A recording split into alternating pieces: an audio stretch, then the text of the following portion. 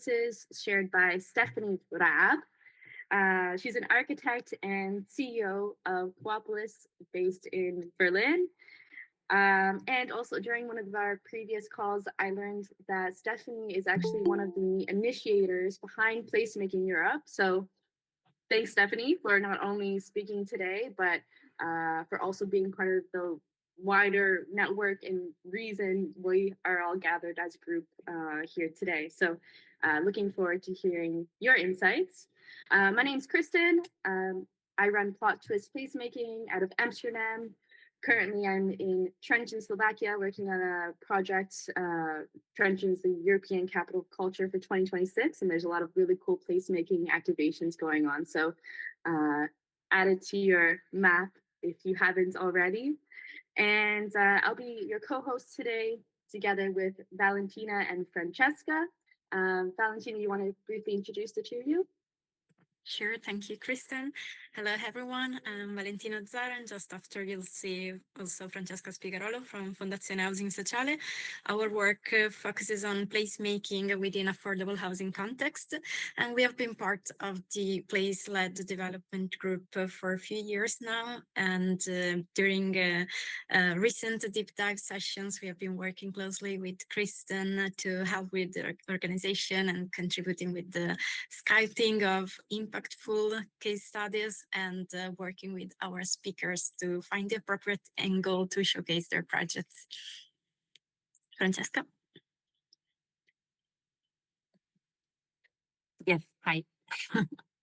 I don't have much to add. I work with Valentina together in Fondazione Housing Sociale. Thanks. And I should also say thank you to Placemaking Europe for supporting us as part of the place-led development group, and for the team as well for helping support with this webinar and getting the communications out there. So here you'll see just an overview of what to expect for the next hour-ish. I'll just run through a bit of practical information quickly. This event is being recorded up until the Q&A session. So just be mindful of that. Keep your mic muted, please. And for your questions, we'll get to that at the end of the presentation. So just read in the chat. We'll go to it at the end, and you can also just remember it and say it later. To set the scene a little bit for the wider theme, which is place-led development. Place-led development sits at the intersection of placemaking, area development, and community development. And its purpose is to make impact long-lasting. So mixing those placemaking tactics with long-term real estate development and planning all come together to create a really strong community from the start. And you may have seen this powerful trifecta before, and the software, orgware, and hardware basically come together and harmonize.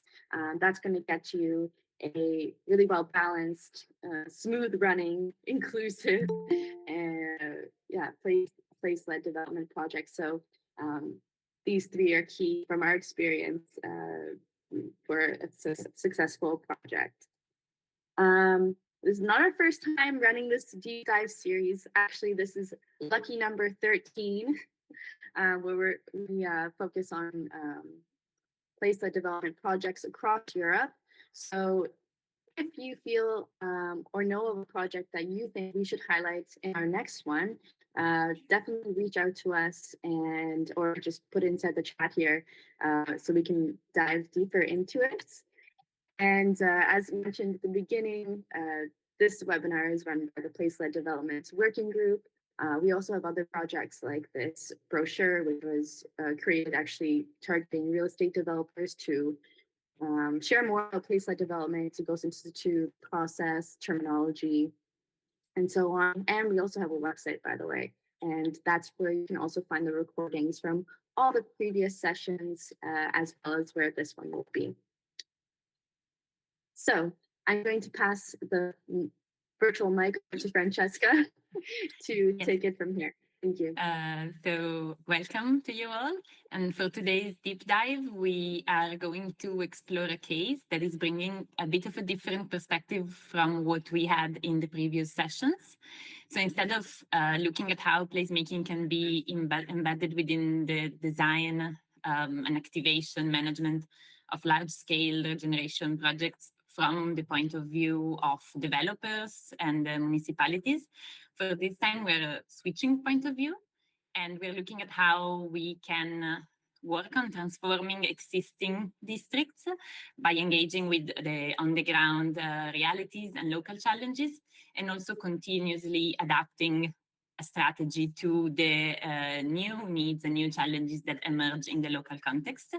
So we are very happy to have Stefanie with us, and as said, she is architect and CEO of Coopolis, which is a Berlin-based planning office for cooperative urban development. And she will tell us about her experience in Berlin, and in particular in the Neukölln district, where they started working around 20 years ago, dealing with one particular challenge that was the vacancy of a lot of spaces in the ground floors. And so how they successfully dealt with this challenge, but also how today they are readjusting their work and finding new solutions to new issues that are coming up in the area. So Stefanie, the floor is yours.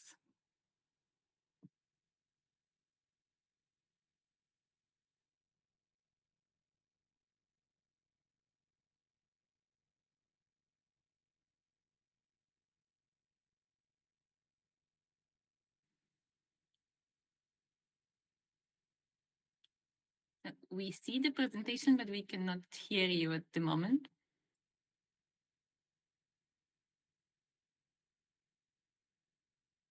I think we So can... now yes. we have here a little problem in the office. That is why I Perfect. had to unmute me a little later. So I'm here now. Hello to everyone. I'm Stefanie Raab, architect and CEO of Co-opolis. Co-opolis is an artificial word out of cooperation and polis, and this says what we are doing. We organize the polis, so this is the old Greek word for the city, the town, but in political term. So because the city, the neighborhood is formed by the people who are in this city. And the idea of making an architectural or town development office with this approach was born when I made my diploma. This was 27 years ago now.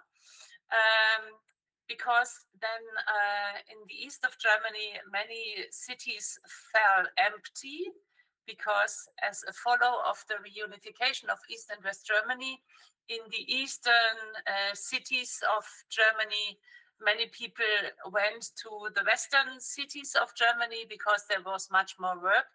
And so we had a big changing process, and then we had empty cities. And so my subject was, when I was a young architect, how to handle the situation with empty buildings. And out of this, I developed my very special practice for my own office, Coopolis. And today I wanted to give you a big overview about our projects here in Berlin-Neukölln.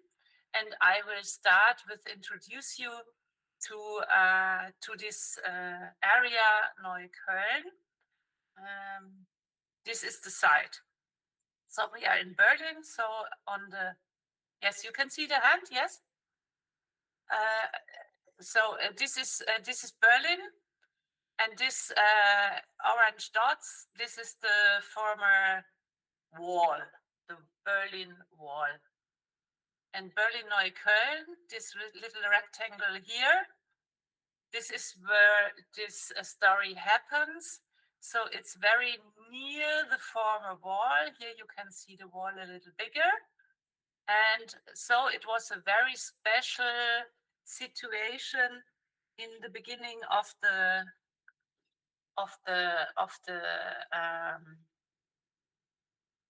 story in this area.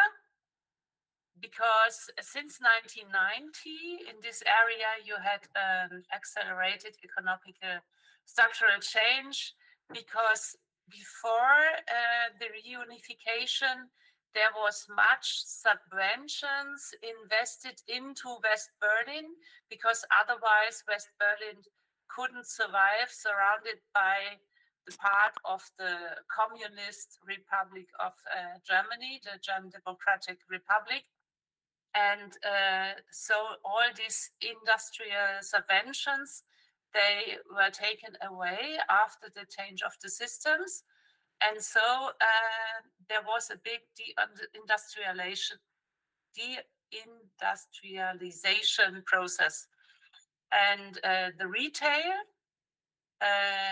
went to the suburbs this time. They were developing big shopping malls 30 years ago, and it went out of the inner cities.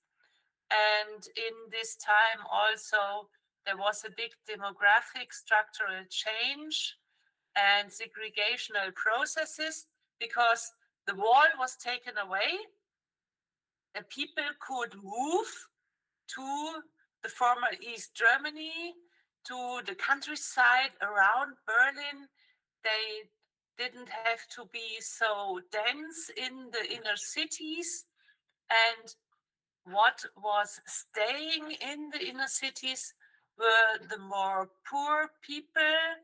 And because of the deindustrialization processes, they became also jobless. And so we had a declining purchasing power, and that affected the basic care in this area where we are talking about. We had an economic slump in the real estate industry, and we had an increasing number of vacant premises, small shops, especially between 50 and 200 square meters. And we had a trading down process, broken windows processes on the main streets. And when I began my work in 2003, 50% of the vacancies in the side streets, in the internal quarters of this area were empty. And we had a very long period from 1990 until 2005 with nearly no investments in the built structure in this area. And so we had a monitoring social urban development. This we have in Berlin in every of these cells every year. And we have such indices for unemployment rates, poor children who live in families with transfer, and so on and so on. So a lot of statistical data that is seen as to monitor the neighborhoods, if they are rich or poor, if they are rising or falling in their wealth, and so also what will they need for help. And in these areas we were working in, this is these pink areas. You see here the legend, positive is green, and dark red is the lowest status, and we have dark red and orange areas. So the whole North Neukölln had a very big unemployment rate. There was much poverty, and around 50% of the inhabitants have migrantic backgrounds in the first or second generation. So this was the circumstances we began our work in 1997, so 7 years after the reunification. The Spiegel, the Mirror, the big German newspaper, titled "End of the Line is Neukölln." So if you're in the social spiral, really raise the bottom, you are in Neukölln. We had criminality on the streets. We had perspectiveless young generation. And when I moved to Neukölln in 2003, the people said to me, "What? You moved to Neukölln? Are you crazy?" So this was the situation. And I, as a young architect, just was pregnant with my first daughter, and I said, you can do something with it.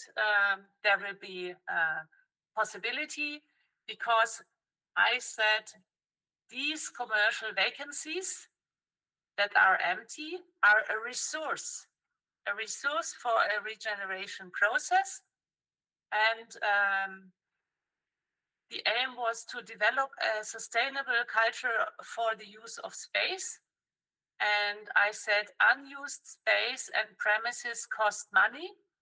And also these unused talents in Neukölln, 50% unemployment, says there are a lot of unused talent in this area. And a lot of people who are creative, who want to do something, but who can't do something at the moment.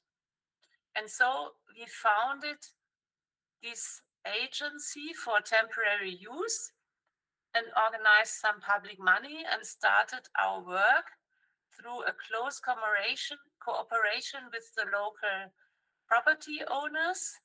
And we developed a socially integrated strategy for the area. And the goal was to reactivate the vacancies by new users with new ideas. How did we do this? How was our approach? We analyzed the neighborhood based on physical and social aspects. We made a vacancy mapping. We described the environment and its potential. We subdivided this really big area of 180,000 inhabitants into micro sites. And we communicated our strategy on a special website. And we started to find and teach and arrange new users for the empty vacancies. Here's an example of very, very simple methods that we used, but really were very helpful. No digital methods, only handwork.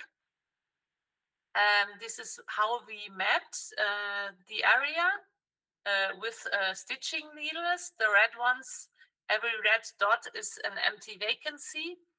And we made these photos to document our work because it was so fast what we did, because it was very efficient what we did, because we did it with a network and also a few volunteers, and because it was the right thing to do at the right time, because everyone wanted to have new use in these vacancies.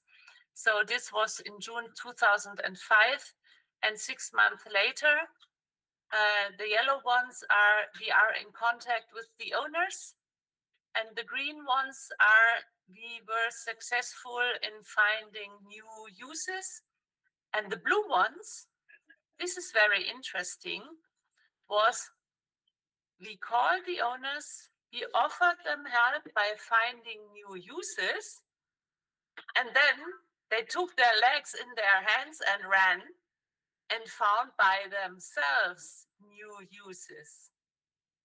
So only to talk to them and to say friendly, hey, owner, you're responsible for your vacancy, and you're also responsible for the image of the city.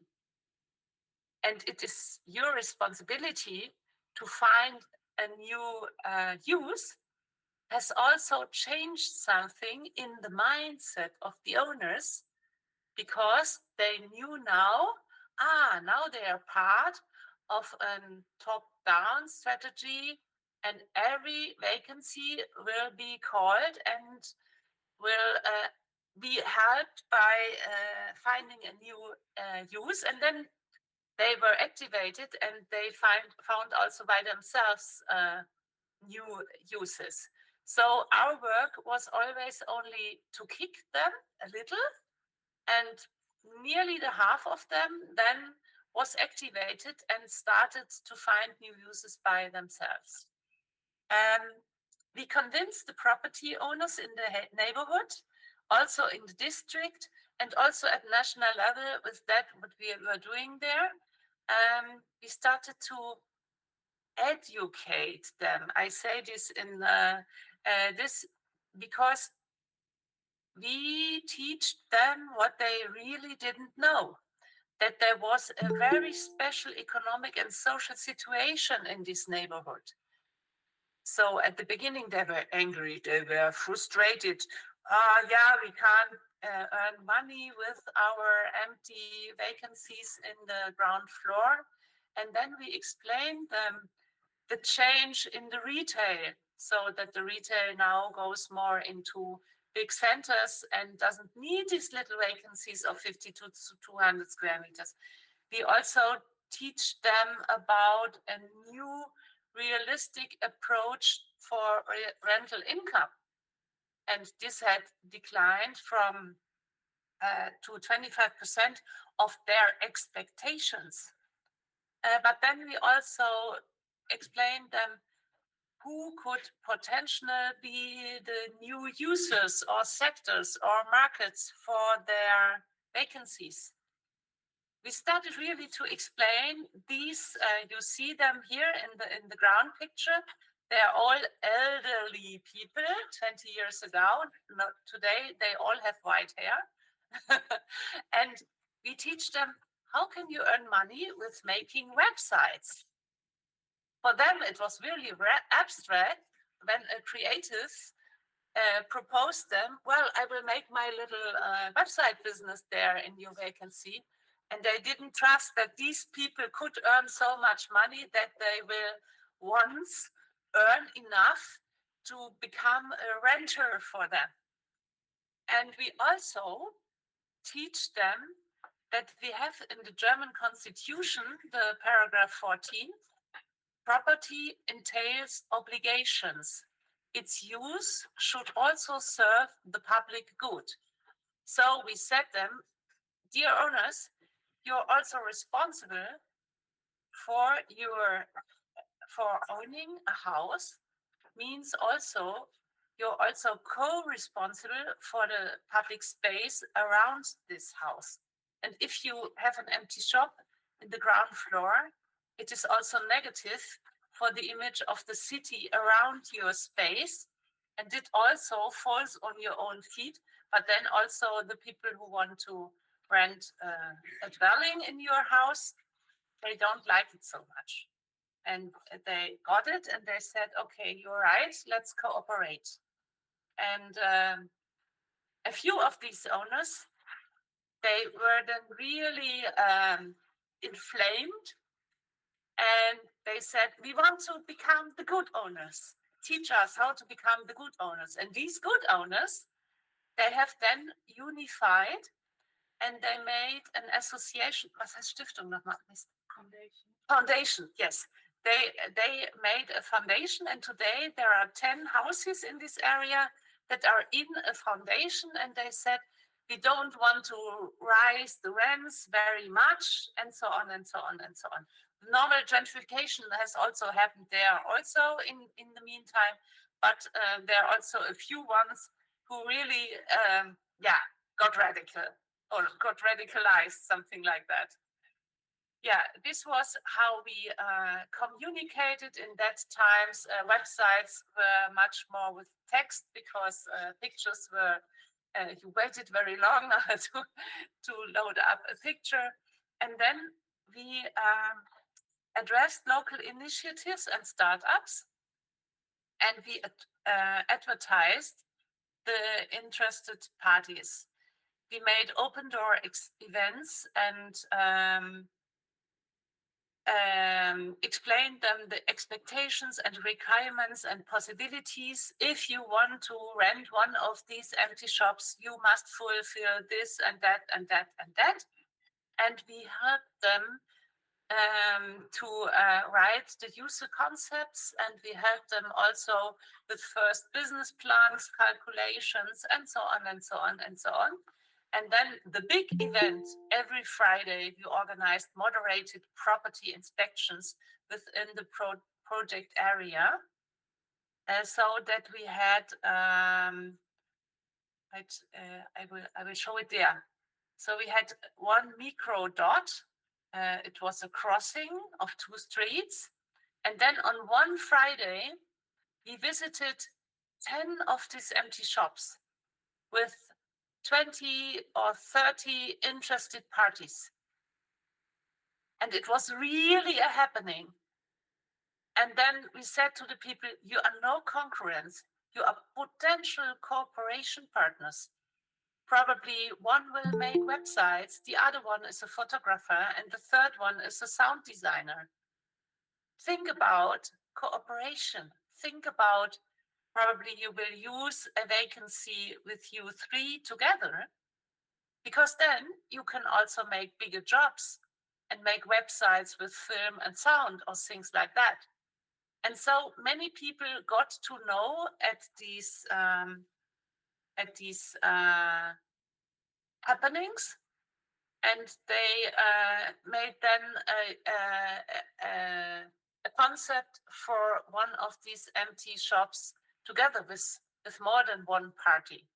And so they were also strong enough then to become temporary users and also to professionalize their businesses.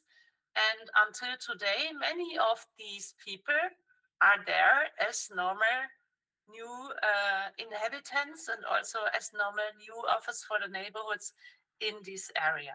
So this was a very good starting point. And this reactivation of space, what was meant temporary in the first approach, became a starter use.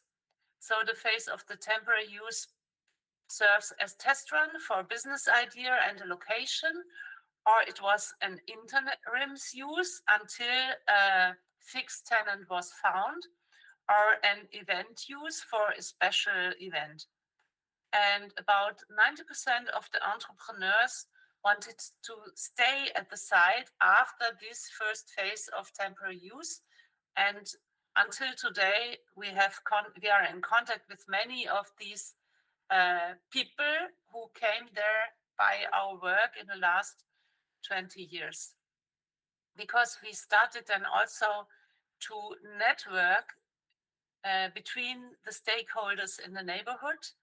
And so we organized, for example, a first Christmas market in a public park, or a cooperation for a first students' cafe in an area students didn't live at that time. They called their cafe Laika because they feel a little extraterrestrial, like the first dog in the universe.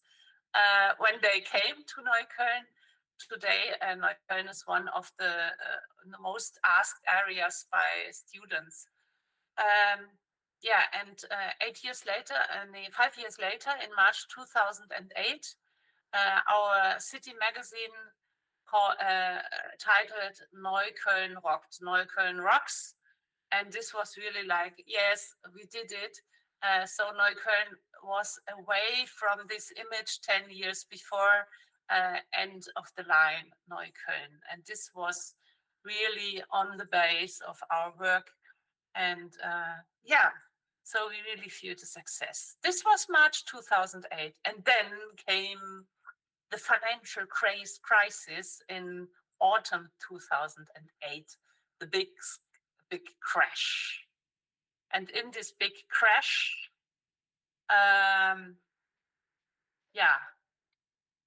Neukölln became stone gold.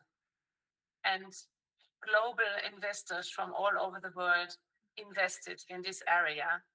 And so we had a very big change and a very big gentrification process. But on the property level, so from this base on that the owners couldn't earn enough money with their houses in 2003 to reinvest into the houses, it was first a very good subject what we did. And so this is the local House and Grund Association, House and Ground Association, and they give me a silver needle for my silver needle of honor for what I did for this area. So we were really important, and we were really successful in young years, and said, great, we really made a good job in vacancy management. So this was the first part of my story. What we are doing today, so make a little cut. The work is changing. On one side, we are focusing on vacancies in rural areas, because in rural areas we have the same problem.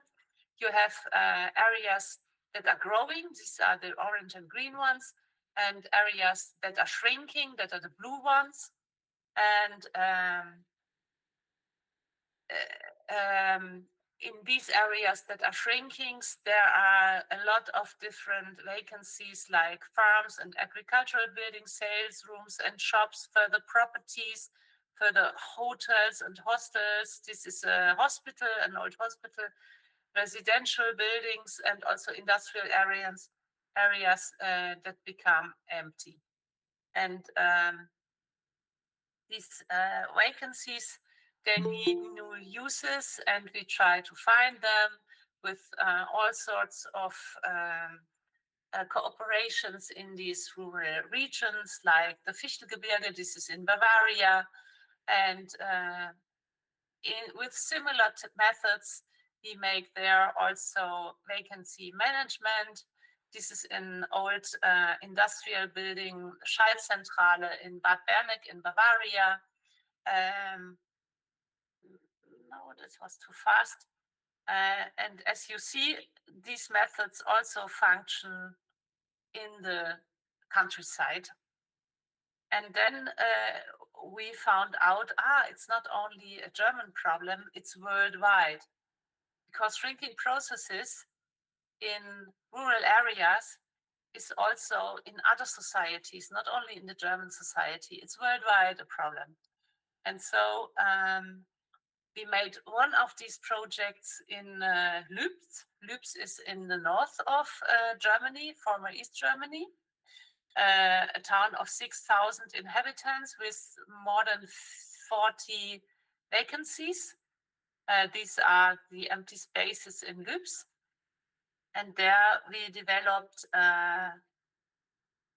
we tried out more in an event character things, and we found out one building in the inner city. And in this building, we established with a local artist, Julia Teeg, a center for circular art. And this building was so rotten that we couldn't renovate it with the public money that we found to a top standard niveau, but only to a substandard niveau. And so we have there today this art gallery that you see here in this Center for Circular Art. You can use it only in the summer, because in the winter you have to pull out the water of the pipes because it's too cold then and they will break. And so in the winter the building is empty, and in the summer it begins to live as a center for circular art. These are exhibitions of last summer. So circular artists that make arts from products that are already there, exhibit in this building, and it's the art house of this little city in Mecklenburg-Vorpommern.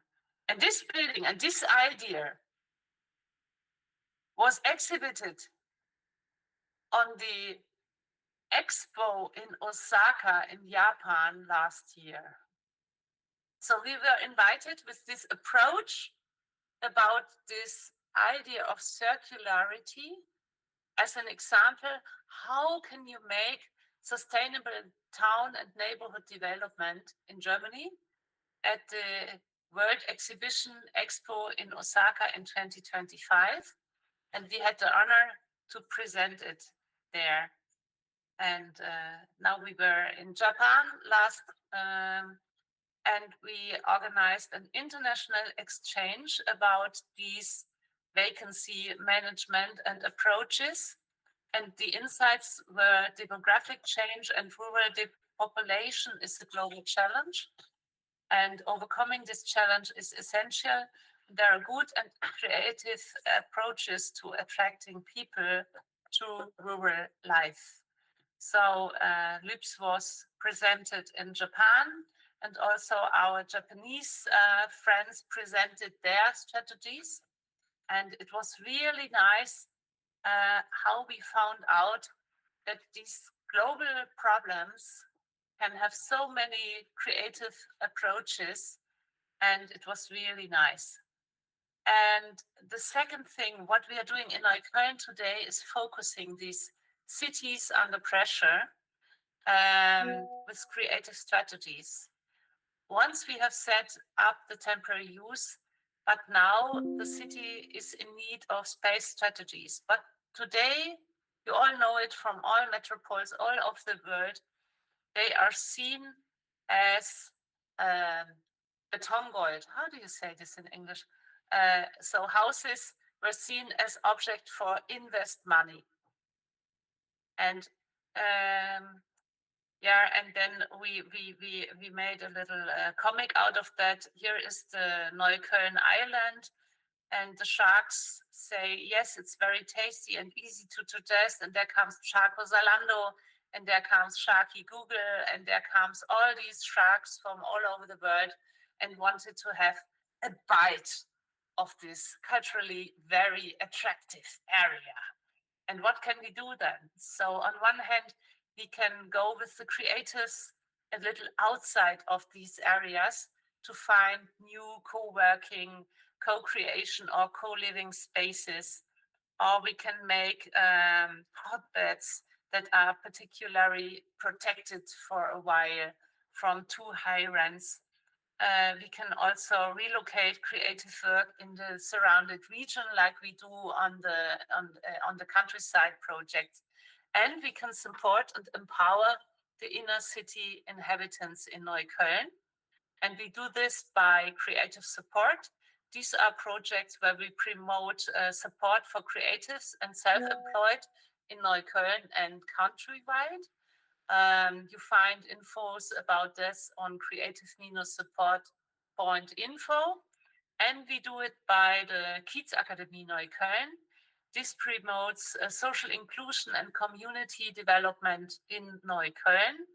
There we make in all these areas, here is the north of Neukölln, where we in former times made the vacancy management 20 years ago. Now we are there at the Kiez Academics.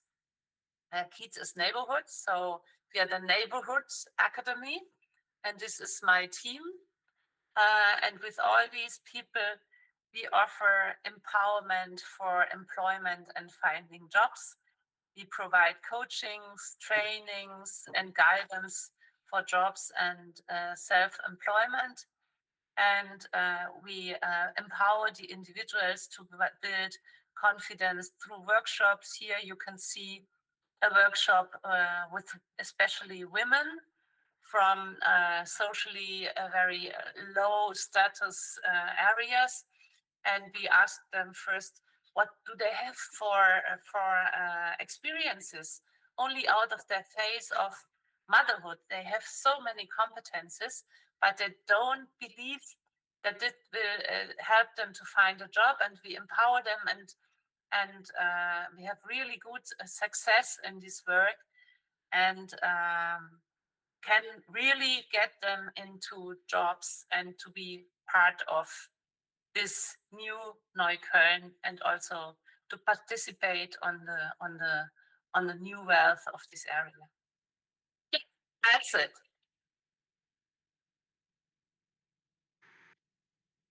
Thank you, Stephanie. That was, when we had our initial call and we were going through all the different avenues of how to tell your story. And this was so insightful. I think a bunch of people were screenshotting, although I told you we're going to be video recording.